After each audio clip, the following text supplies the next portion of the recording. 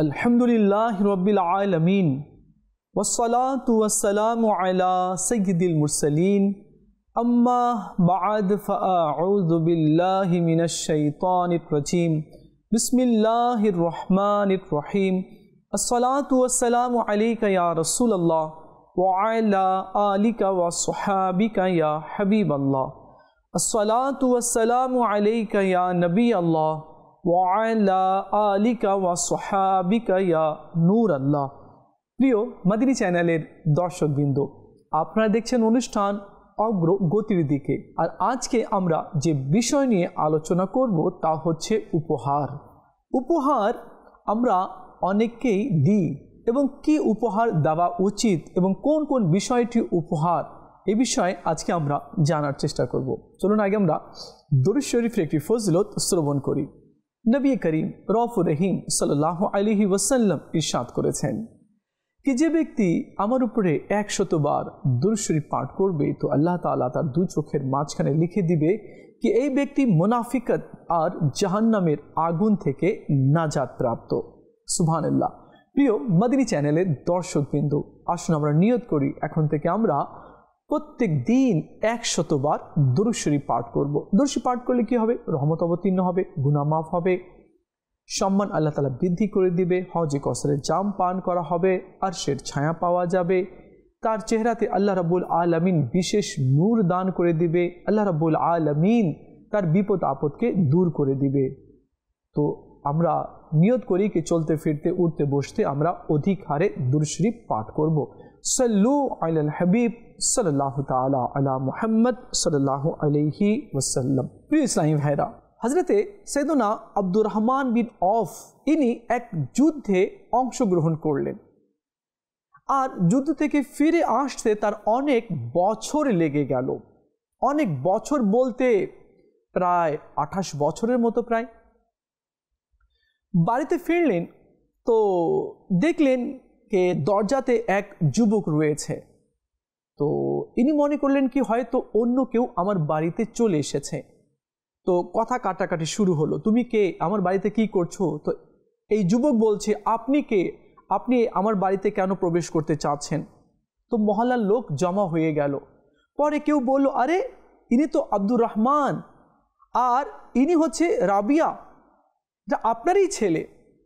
ঘর থেকে আওয়াজ আসলো যে হ্যাঁ হে রাবিয়া, ইনি হচ্ছে তোমার পিতা। অনেক বছর পর ইনি বাড়িতে এসেছেন আর যখন ইনি যুদ্ধে গিয়েছিলেন তো তুমি গর্ভে ছিলে আর আজ তুমি বড় হয়ে গিয়েছো, যার কারণে তোমার বাবা তোমাকে চিনতে পারেনি। এরপর আব্দুর রহমান কি করলেন, নিজের ছেলেকে বুকে টেনে নিলেন আর অনেক কান্না করলেন। এরপর যখন আব্দুর রহমান মসজিদে গেলেন তো দেখলেন দূরে কেউ বয়ান করছে, হাদিস শিক্ষা দিচ্ছে আর অনেক লোকেরা আদবে বসে রয়েছে। তো কেউ জিজ্ঞেস করলো, ওই যে দূরে হাদিস বর্ণনা করা হচ্ছে কে? তো ইনি হচ্ছেন রাবিয়া, আব্দুর রহমানের ছেলে, মানে নিজে উনি আব্দুর রহমান, লোকেরা জানতো না। তো যখন শুনলেন কি আমারই ছেলে হাদিস বর্ণনা করছে, খুব খুশি হলেন। বাড়িতে আসলেন, নিজের স্ত্রীকে জিজ্ঞেস করলেন যে তোমার ছেলে তো মাশাআল্লাহ আলিম দ্বীন হয়েছে, হাদিস বর্ণনা করছে, আল্লাহ তাআলা তাকে অনেক উচ্চ মর্যাদা দান করেছে, লোকেরা খুব আদব সহকারে তার কথাগুলো শুনছিল। আচ্ছা, আমি তোমাকে তো 30,000 দিরহাম দিয়েছিলাম রাখার জন্য, সেই টাকার কথা তুমি কিছু বললে না আমাকে, ওই টাকা কি করলে?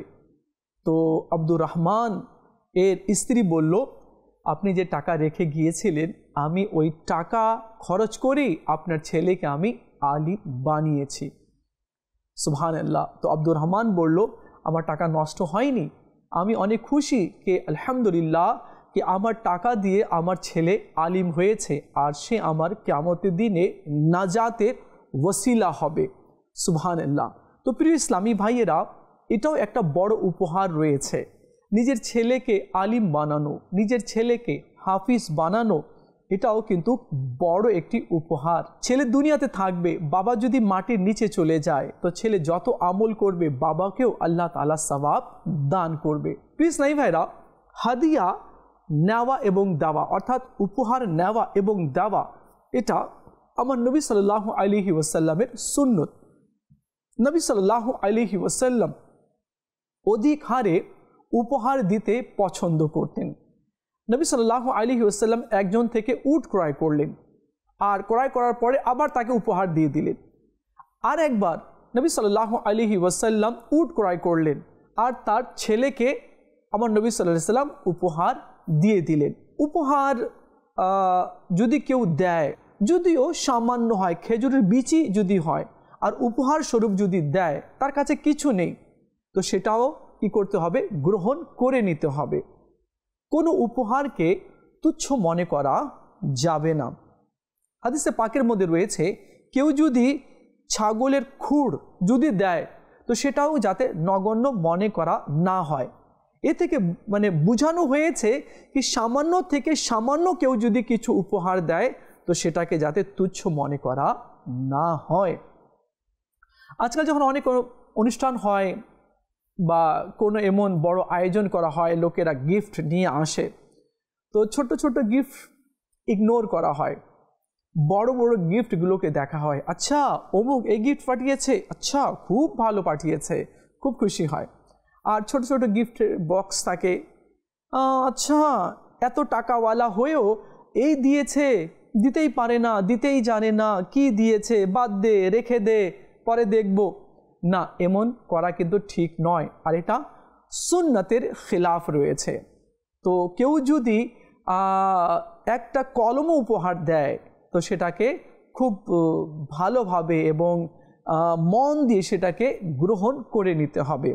অনুরূপভাবে অনেক সময় দেখা যায় এক বাড়ি বা এক আত্মীয় অন্য আত্মীয়কে খাবার পাঠায়, তো রেখে দেওয়া হয়, দেখে, হ্যাঁ আচ্ছা এটা পাঠিয়েছে, ওটা দেয়নি, আচ্ছা আচ্ছা আচ্ছা আচ্ছা মুরগির রোস্টটা কম হয়ে গেছে, ওরা জানে না কি আমরা এতজন লোক আছি, 3টা দিয়ে পাঠিয়েছে, আমরা তো ঘরে 5 জন আছি। এই যে শুরু হয়ে গেল। এটা আবার কি?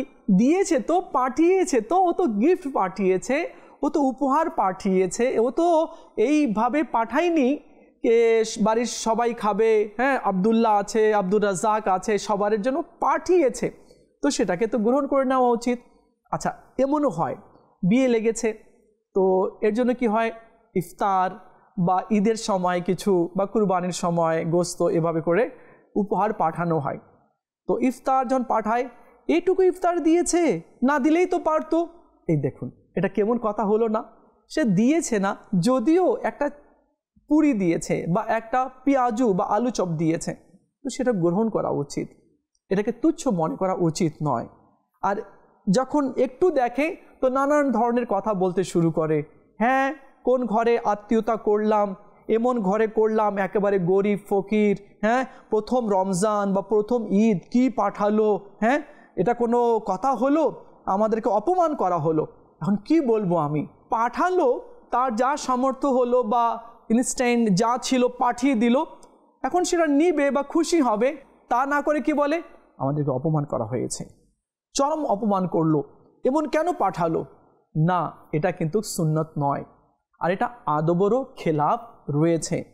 যা পাঠিয়েছে, যতটুকু পাঠিয়েছে, সেটা খুব মন দিয়ে এটাকে গ্রহণ করে নেওয়া উচিত। আর আপনার যদি মন চায় তো আপনিও তাকে পাঠান, কিন্তু তার দুর্নাম ঘরে করা যাবে না, আত্মীয়র মধ্যে করা যাবে না, প্রতিবেশীদের মধ্যে করা যাবে না, বাড়ির লোকদের মাঝে দুর্নাম করা যাবে না। এদিক থেকে আমাদেরকে বাঁচতে হবে। উপহার তো উপহার রয়েছে। প্রিয় ইসলামী ভাইয়েরা, নবী সাল্লাল্লাহু আলাইহি ওয়াসাল্লাম 3টি উপহার নিতে বলেছেন, আর এটা নিষেধ করতেও বারণ করেছেন কি না আমি নিব না, এমন বলা থেকে আল্লাহ নবী সাল্লাল্লাহু আলাইহি ওয়াসাল্লাম বিরত রেখেছেন। নাম্বার 1, দুধ কেউ যদি দেয় তো এটাকে না করতে নেই। নাম্বার 2, বালিশ কেউ যদি দেয় কি আপনি একটু হেলান দিয়ে বসুন, তো এটাও নিষেধ করতে নেই। আর কেউ যদি সুগন্ধি দেয় বা সুগন্ধিযুক্ত তেল দেয়, তো সেটাকেও মানা করতে নেই, কেননা এটা সুন্নত রয়েছে। প্রিয় ইসলামী ভাইয়েরা, আমরা উপহারে কি দিব? এখন দেখা যায় কি উপহার দেওয়ার সময় অনেক আমরা টেনশন করি, কি উপহার দিব, কি দিলে ভালো হয়। তো একটা মাইন্ড রাইডিংও একটু দরকার রয়েছে, মানুষের মাইন্ডও বুঝতে হয় কি উপহার দিলে সে খুশি হবে। তো তো সে অনুযায়ী উপহার দিলে ভালো হয়। আর কেউ যদি ইসলামিক কিতাব দেয়, তাফসিরের কিতাব দেয়, হাদিসের কিতাব দেয়, তো আমার মনে হয় এটা আরও উত্তম হবে। কেননা বাড়িতে যখন থাকবে তো একদিন না একদিন তো সে পড়বে। তো আমরা ইসলামিক কিতাব বা তাফসিরের কিতাব বা কোরআন শরীফের অনুবাদের কিতাব, কনজুল ঈমান এভাবে রয়েছে, সিরাতুল জিনান কিতাব রয়েছে, ফয়জানে সুন্নত রয়েছে, নেকির দাওয়াত রয়েছে, নামাজের আহকাম রয়েছে। তো এগুলো কিতাব আমরা দিতে পারি যাতে করে লোকেরা স্টাডি করতে পারে। প্রিয় ইসলামী ভাইরা, আমার মা, আমার বাবা, যে বাবা আমাকে লালন পালন করে বড় করেছে, যে মা আমাকে জন্ম দিয়েছে, আমার এজ হয়ে গিয়েছে 40, 45, 30, 20, 25 এভাবে বয়স হয়ে গিয়েছে। আচ্ছা, আমরা এই এজ যে আমরা পেয়েছি আর মা এখনও আমাদের লালন পালন করছে, আমাদেরকে দেখছে, আমাদের চাহিদাগুলো পূরণ করছে, আমাদেরকে রান্না করে খাওয়াচ্ছে, এত বছর হয়ে গেল, আমরা কি নিজের মাকে এ পর্যন্ত কোনো কিছু গিফট করেছি? এটা ঈদে হোক বা অন্যান্য কোনো সময় হোক, আমরা কি গিফট করেছি মাকে? মা, এটা তোমার জন্য গিফট, দেখো না তোমার পছন্দের জিনিস আছে, কোনো দিন কি এনে দিয়েছি? বাবা, যে বাবা না শীত দেখে, না গরম, না ঝড় দেখে, না বৃষ্টি, কোনো কিছু দেখে না, ছেলের লাইফকে সেটেল করার জন্য, তার ভবিষ্যৎকে গড়ার জন্য, তাকে এস্টাবলিশড করার জন্য, তাকে শিক্ষিত করার জন্য, তাকে কিছু ভালো দেওয়ার জন্য বাবা বেরিয়ে যায় কাজে। শীত পড়ছে, তারপরেও বাবা বাইরে কাজ করছে, ভীষণ গরম, মানুষ বের হতে পারছে না, তারপরেও বাবা মেহনত করার জন্য, পরিশ্রম করার জন্য বেরিয়ে গেল। ঝড়, তুফান, বৃষ্টি, বাবা কাজেই আছে। কার জন্য? আমাদের জন্য, ছেলে সন্তানের জন্য। বাবা এত কিছু বিসর্জন দিল, আজও করছে, আজও মেহনত করছে, পরিশ্রম করছে আমাদের জন্য, যাতে আমরা ভালো কিছু খেতে পারি, ভালো কিছু পড়তে পারি। তো এই বাবাকে কি আমরা এ পর্যন্ত কোনো গিফট করেছি? একটা ভালো পাঞ্জাবি এনে সুন্দর প্যাকিং করে, বাবা এটা তোমার জন্য গিফট, এই গিফট উপহার শব্দ কি আমরা ব্যবহার করেছি? হয়তো অনেকে করেছে বা অনেকেই করেনি। ইসলামী ভাইরা, গিফট পাওয়ার যে প্রথম যে হক রয়েছে সেটা হচ্ছে মা, আর সেটা হচ্ছে বাবার। কিন্তু বাইরের লোকদেরকে গিফট দিয়ে আমরা ভরে দিই, কিন্তু বাড়িতে বাবা আছে, মা আছে, তাদেরকে আমরা গিফট করি না। বা আমরা শপিং করতে যাচ্ছি, মাকে নিয়ে যাই, মা তুমি চলো না, ভালো মতো করে তুমি পর্দা করে নাও, বোরকা পরে নাও, আমি তোমাকে নিয়ে যাই, তোমার যা মন চায় আমি তোমাকে তা কিনে দেবো। কখনো কি এমন হয়েছে? বা বাবার হাত ধরে কি কখন আমরা মার্কেটে নিয়ে গিয়েছি, বাবা তুমি কী নিবে? তোমার জুতো অনেক পুরনো হয়ে গিয়েছে আর ছিঁড়ে গিয়েছে, তো এক কাজ করো, তুমি ভালো একটা জুতো নিয়ে নাও, এটা আমার পক্ষ থেকে গিফট। বাবা তুমি একটা ভালো কিছু নাও না, আমি তোমাকে নিয়ে দিতে চাচ্ছি। কখনো কি আমরা এমনটি করেছি? যদি এতটুকু শব্দ যদি বলি না, বাবার কলিজাটা না দেহর চেয়ে বড় হয়ে যাবে, আর সমস্ত দুঃখ কষ্ট সে একেবারে ভুলে যাবে। তো এভাবে করে আমরা বাবাকে সুখ দিই না একটু, আর বাবার মনে, মায়ের মনে প্রশান্তি সৃষ্টি করার চেষ্টা করি না আমরা? তো প্রিয় ইসলামী ভাইরা, গিফট করতে হবে, উপহার দিতে হবে। নবী সাল্লাল্লাহু তাআলা আলাইহি ওয়া আলিহি ওয়াসাল্লাম এবং সাহাবা কেরামও একের অপরকে গিফট করতেন, একের অপরকে উপহার দিতেন। তো আমরাও উপহার দিব। উপহার দিলে কি হয়? বন্ধুত্ব সৃষ্টি হয়, ভালোবাসা সৃষ্টি হয়, আর দূরত্ব যেটা রয়েছে সেটাও দূর হয়ে যায়। হাদিসে পাকের মধ্যে রয়েছে কি যখনই আমরা একের অপরের সাথে সাক্ষাৎ করব তো সালাম করব, মুসাফা করব, আর যদি সম্ভব হয় তো আমরা গিফট করব। যা রয়েছে, আতর রয়েছে সেটা দিলাম, কলম আছে সেটা আমরা গিফট করলাম। তো এতে কি হয়? মানুষের মন খুশি হয়। একটি হাদিসে কারিমা রয়েছে কি এক বন্ধু বা এক ভাই আর এক ভাইকে তার পছন্দের খাবার খাওয়াচ্ছে। কে বল তুই কি খাবি? বলো আমি এটা খাবো। ঠিক আছে, তার পছন্দের জিনিসটা তাকে খাওয়ালো। তো হাদিসে পাকের মধ্যে রয়েছে আল্লাহ তাআলা তার মাগফিরাত করে দেয়। অনুরূপভাবে কেউ আমার ঘরে আসলো, তো আমি খুব হাস্যোজ্জ্বল চেহারা দিয়ে তাকে আমি স্বাগতম জানালাম, তার সাথে মুসাফা করলাম এবং ভালো জায়গায় তাকে বসতে দিলাম, আর একটা বালিশ তাকে আমি দিলাম কি আপনি হেলান দিয়ে বসতে পারেন। তো এভাবে তাকে আমি সম্মান দিলাম। তো হাদিসে পাকের মধ্যে রয়েছে যে এমনটি করবে আল্লাহ তাআলা তাকেও ক্ষমা করে দিবে। তো প্রিয় ইসলামী ভাইরা, আমরা মুসলমান, ইবনে মুসলমান, আমরা মুসলমানের সন্তান, মুসলমান। আমাদের করণীয়গুলো কি কি রয়েছে, আমরা কি করব, তো আর কিভাবে চলবো তা কোরআন ও হাদিসের মধ্যে রয়েছে। দেখুন, আমরা যাতে পশ্চিমা সভ্যতায় যাতে আমরা একেবারে রাঙিয়ে না যাই, আমরা যাতে ইসলামিক কালচারের মধ্যে যাতে আমরা রাঙিয়ে যাই, তখনই কি হবে, সুখও আসবে, শান্তিও আসবে, আর প্রবলেমগুলো দূর হবে। আর কোনো প্রবলেমকে দূর করার জন্য, বিপদ আসলো, কোনো টেনশন আসলো, সেটাকে যাতে আমরা কোরআন হাদিসের মাধ্যমেই যাতে আমরা এটাকে সলভ করি। তো যে কথা আমি বলছিলাম, দেখুন এখন আমার বোন, বড় বোন বিয়ে হয়ে গিয়েছে, অন্য ডিস্ট্রিক্টে আছে বা অন্য থানাতে আছে বা অন্য বিভাগে আছে। তো দেখা যায় কি বোনেরও খবর নেওয়া হয় না। তো মোবাইলের মাধ্যমে ফোন করে তার খবর নিন, একবার হঠাৎ করে তাকে সারপ্রাইজ দিন, হ্যাঁ, কিছু গিফট নিয়ে যান, তাকে কিছু গিফট করুন। তো বোন তো না, মায়ের পেটের বোন রয়েছে, তার কলিজাটাও বড় হয়ে যাবে, খুশি হয়ে যাবে, আনন্দ একেবারে মেতে উঠবে কি আমার ভাই এসেছে আর গিফট নিয়ে এসেছে আমাকে খুশি করার জন্য। তো এমনটিও আমরা করতে পারি। আর আরেকটি কথা আছে, সে কথা হচ্ছে এই যে আমরা খালার বাড়িতে বেশি আসা যাওয়া হয়, বা খালার নাম আমাদের বাড়িতে বেশি নেওয়া হয়। ভালো কথা, খালারও অনেক সম্মান রয়েছে, মায়ের পরে খালার সম্মান রয়েছে, খুব ভালো কথা। খালাকে দেখতে হবে, খালার বাড়ি যেতে হবে, খালার খিদমত করতে হবে, ঠিক আছে। কিন্তু খালাকে তো দেখছি, খালার বাড়ি তো যাচ্ছি, আর সেখানেও আমরা দেখাশোনা করছি, কিন্তু একজন আছে এমন যাকে কিন্তু আমরা ভুলে বসেছি, অনেকেই ভুলে বসেছে। বলুন তো সে কে? সে হচ্ছে ফুপু, আমার বাবার বোন। যত খালা খালা করা হয় মাশাআল্লাহ আমরা করব, কিন্তু ফুপু যে আছে, ফুপু ফুপু করা হয় না। যদি ফুপু বাড়ি দূরে থাকে, অন্য বিভাগে, অন্য ডিস্ট্রিক্টে, তো মানে কল্পনাও আসে না, স্বপ্নেও কখনো আসে না ফুপুর কথা বা ফুপুর আলোচনা ঘরে কিন্তু খুব কম হয়। তো যার ফুপু আছে, আমার মনে হয় কি ফুপুর বাড়িতেও যাতে আসা যাওয়া হয়, ফুপুরও যাতে খোঁজ খবর নেওয়া হয়, এবং ফুপুর বাড়িতেও যাতে গিফট নিয়ে যাওয়া হয়। তো এতে কি হবে, ফুপু বলবে আমার ভাতিজা এসেছে, আমার ভাইয়ের ছেলে এসেছে অনেক দিন পর, আর জানিস গিফট নিয়ে এসেছে, উপহার নিয়ে এসেছে, এত কিছু নিয়ে এসেছে।